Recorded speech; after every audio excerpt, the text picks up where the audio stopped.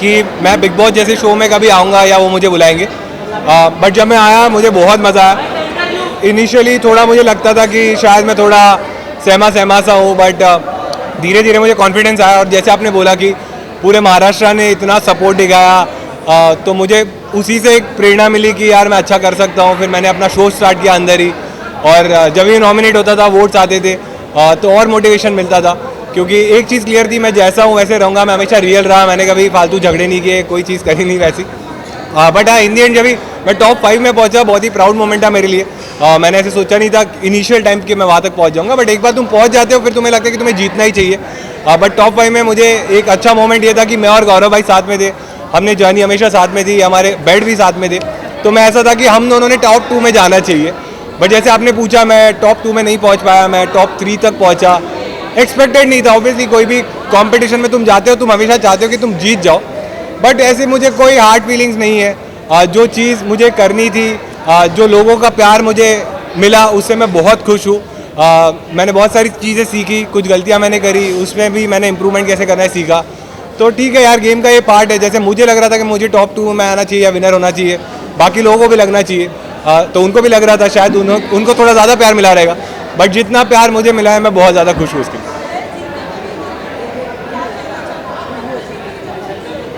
बहुत ज़्यादा खुशी थी जब गौरव भाई विनर बने। जैसे जब मैं बाहर हो गया, तो फरहाना और गौरव भाई बचे थे, और गौरव भाई और मैं एकदम खास थे।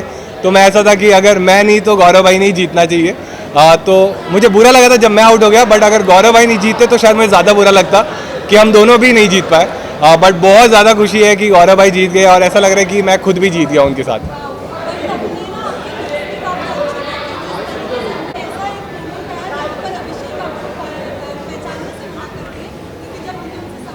हाँ,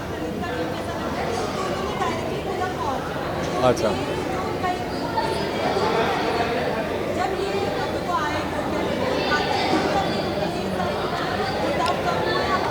तो यार, बातें मेरी उनसे फ्रैंकली स्पीकिंग अभिषेक से मेरी बातें थोड़ी कम हुई आज।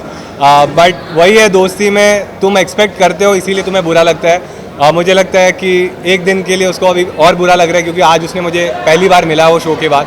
बट मुझे लगता है मैं उससे बात कर लूँगा, मैं अपना साइड भी उसको एक्सप्लेन करूँगा, तो मान जाएगा। क्योंकि दोस्ती में यही रहता है ना कि तुम जो भी है दोस्तों का हाथ नहीं छोड़ते। जो सिचुएशन मेरे साथ थी, वो सिचुएशन ये नहीं थी कि मुझे किसको बाहर निकालना है, मेरे साथ सिचुएशन ये थी कि मुझे किसको बचाना है। तो वो टाइम पे मैंने अश्नूर को चूज़ किया। बट बजाज भी मेरे लिए बहुत इंपॉर्टेंट है, और वो रहेगा भी। शायद आज वो मुझसे थोड़ा नाराज़ है, और आज उसने आपको ये चीज़ बोली है। बट ठीक है, दोस्तों पे ही तुम नाराज़ हो सकते हो। जो लोग मेरे लिए मैटर नहीं करते, उनके बारे में शायद मैं भी नहीं बोलूँगा, वो भी नहीं बोलेगा। बट दोस्ती है, इसीलिए ये चीज़ है। तो मेरे ख्याल से वो मान जाएगा। हाँ,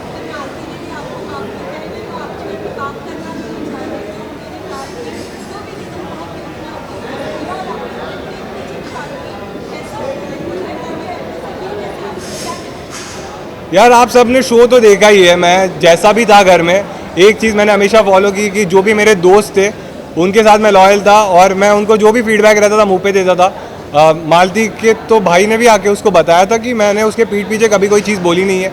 अगर कोई चीज़ लगती थी मैं उसको मुंह पे बोलता था।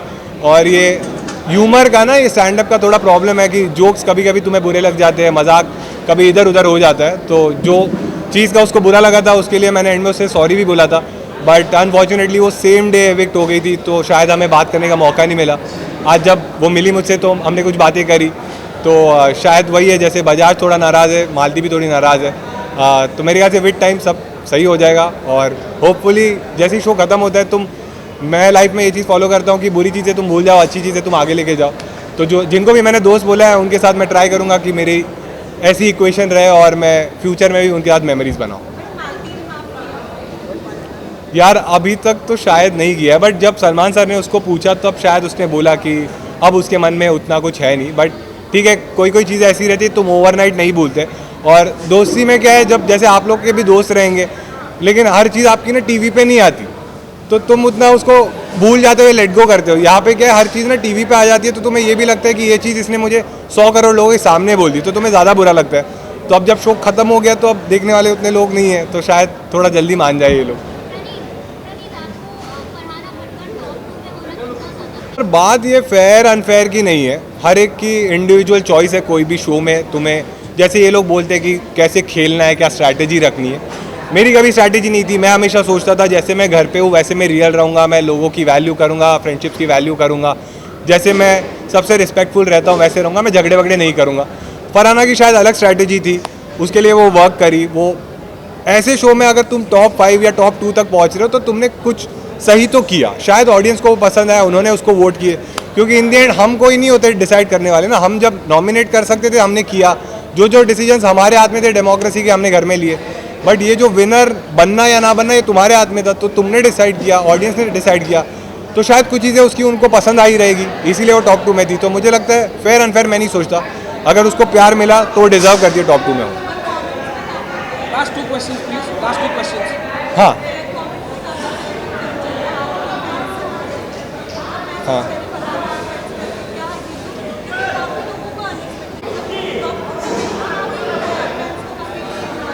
हाँ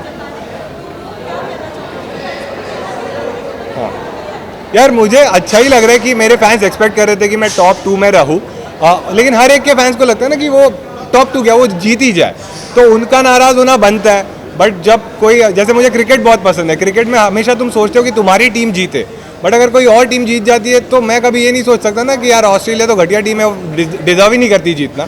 तो लेकिन फिर भी मैं अपनी टीम से प्यार तो करता हूँ, तो मैं अपने फैंस की रिस्पेक्ट करता हूँ।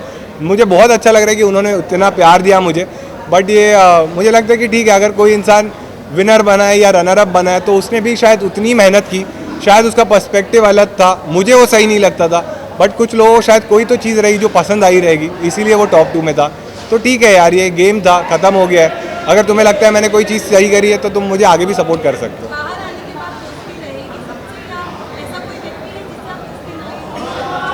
यार जब मेरा सीज़न स्टार्ट हुआ था ना, तब ये लोग इतने झगड़ते थे, ऐसी ऐसी चीज़ें बोलते थे ना, तो मुझे ऐसे लगता था कि शो के बाद मैं इनसे कभी बात ही नहीं करूँगा।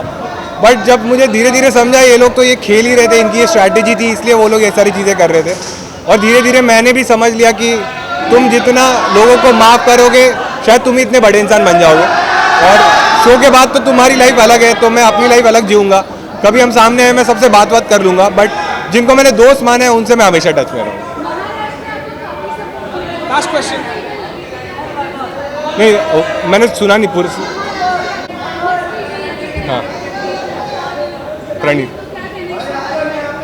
खूप खूप चांगलं वाटतंय मला की माझ्या लोकांनी मला एवढा सपोर्ट केला, क्योंकि मैंने जैसे शो में भी बोला था कि मैंने जब स्टैंड अप करना चालू किया था मैं हिंदी में करता था, और हमेशा से मेरा एक सपना था कि लाइफ में ना एक बार मैं मराठी स्टैंड अप का एक ऐसा शो करूं जिसमें ऑडिटोरियम में लोग आए, और वो सक्सेसफुल हुआ।